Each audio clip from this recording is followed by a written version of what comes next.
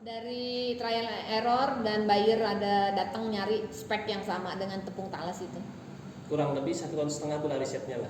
Oh, oke. Dari mana itu bayarnya, dari mana? Dari Indonesia? Singapura Bu, Singapura Dari Singapura ya? Singapura langsung.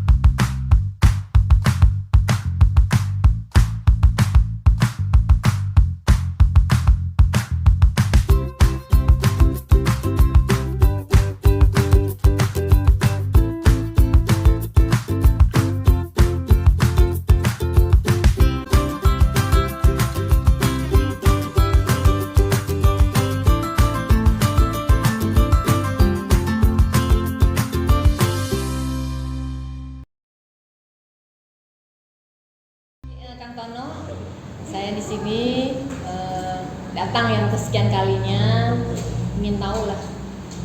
Coba ceritakan gimana Kang Tono memulai usaha tepung talas ini, mulai dari nol sampai dengan tepung talas ini bisa diproduksi dan diekspor.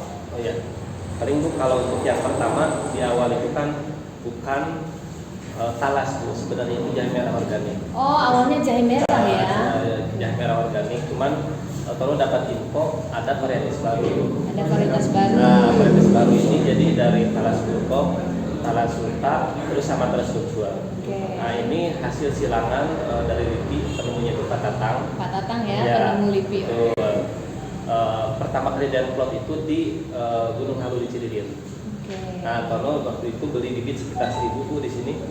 Beli bibit 1.000, Tono coba mapping di sini 1.000. Setelah 1.000 itu kelihatan bagus, Tono langsung ke 1 hektar Bu.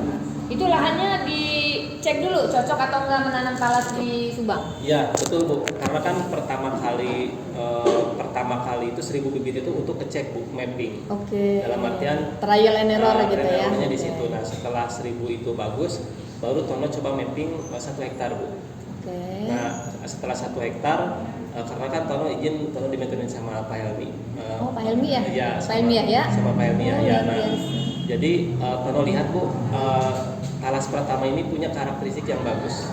Jadi kata Tatangnya kandungan glikemiknya rendah, seratnya tinggi, terus umbinya besar Bu, dari kajian bisnisnya bagus gitu berendemennya. Oh berarti bagus ya untuk anak-anak yang dia diet gluten ya? Betul, bagus Bu. Oh, teman anak-anak yang autis Betul, mungkin ya betul, mengkonsumsi Bu. itu bagus ya tepung Bagus sekali. talas. Nah, cuman setelah itu kan Bu, Tono sama Pak Helmi itu disarankan, direkomendasikan kalau bisa tepung talasnya ini Bu itu harus di lab dulu.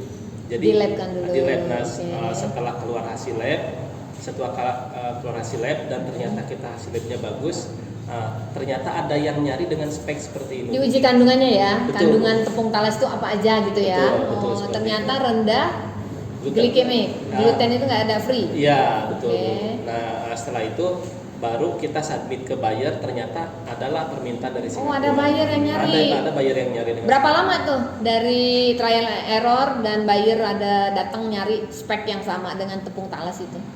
Kurang lebih 1,5 tahun risetnya lah. Oh Sama oke. juga. Dari mana itu bayarnya, dari mana? Dari Indonesia? Singapura Bu, Singapura Dari Singapura ya? Singapura langsung. Luar biasa tuh teman-teman milenial Subang, ayo semangat. Kang Tono bisa, kamu pasti bisa. Ya. Terus apalagi? Nah setelah itu baru kan ada permintaan Bu. Yang pertama kita 16 ton per bulan, lari ke 40, lari ke 120. Nah cuman setelah kita punya market, hasil labnya ada, baru Tono mundur ke belakang itu nanam Bu. Jadi untuk menghasilkan 16 ton ini per bulan harus panen berapa hektar sih Bu? Berapa hektar Nah, gitu ya? kan itu. Jadi Tono sama beliau sama Pak Helmi itu polanya sekarang seperti itu Bu. Nah jadi sekarang ini kalau nggak ada halangan Bu, akhir bulan sekarang Tono coba trial itu kirim ke Singapura. Oke. Nah, jadi di Indonesia baru kita Bu nih yang sudah punya lisensi. Yeay, luar biasa. Hidup milenial Subang, keren. Nah, Terus?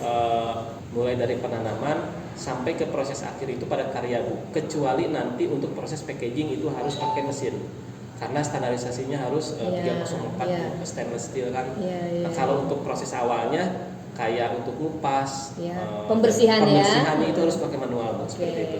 Jadi memberdayakan juga ibu-ibu yang ada di sekitar Betul. dusun desa ini Betul. untuk terlibat di dalam produksi tepung itu ya. Bu, seperti Oke, itu, Bu. luar biasa. Seperti itu. Tapi Kang Tono ini kan saya kenal dulu waktu mau ekspor arang kan. Iya, betul. Nah itu gimana ceritanya kalau arang? Nah, kalau arang sih perjalanannya lebih panjang, Bu. Lebih panjang ya, Kalau karena arang- ketentuannya lebih banyak ya. Ya, ketentuan sama regulasinya itu lebih ketat, Bu. Oke. Lebih ketat. Jadi artinya harus lebih sabar, Bu, itu. Tapi Kang Tono udah punya semua license-nya Sekarang itu? sudah punya, sudah Luar keluar biasa. sekarang semua, Bu, seperti itu. Kalau kita mau, kita bisa. Ya, Pasti bisa. Yang penting semangat. semangat, betul, Bu, seperti itu. Oke, sekarang udah diekspor kemana arangnya? Kalau arang permintaan tuh sekarang tuh ada yang ke Bahrain, Bu. Bahrain. Bahrain ada sama ke Qatar. Oke. Terus LOI yang masuk itu terakhir ke Korea Selatan, Bu. Masih banyak peluangnya untuk arang ini diproduksi dari Subang ini masih bisa kita kita pasok gitu. Kalau dilihat dari demand, Bu, ya, karena kan bisnis itu bicara permintaan. Kalau dari permintaan sekarang ini potensi sangat banyak sekali, Sangat Bu. banyak ya. Sangat banyak. Dan kita belum mencapai kuota Belum, yang belum, Bu, mereka belum. minta ya. Dan sekarang ini kan, Bu, izin karena baru keluar mungkin ada 3 minggu ke belakang. Dalam artian sekarang kalau digenjot itu udah digenjot. Nah, kalau ke belakang kan kita mau nggak mau harus ngikutin regulasinya dulu, Bu. Jadi sekarang ini regulasinya udah keluar, Bu, lisensinya, artinya ini bisa digenjot. Seperti itu aja sih, Bu. Nah, teman-teman, Polres Subang bersama milenial Kabupaten Subang ingin memotivasi milenial yang ada di desa-desa agar mereka semangat memanfaatkan sumber daya yang ada. Ayo kita pilih untuk menjadi petani, pengusaha dan petani. Banyak peluang yang bisa kita kerjakan. Nah, Kang Tono nanti jadi pilot projectnya, jadi mentornya. Semangat.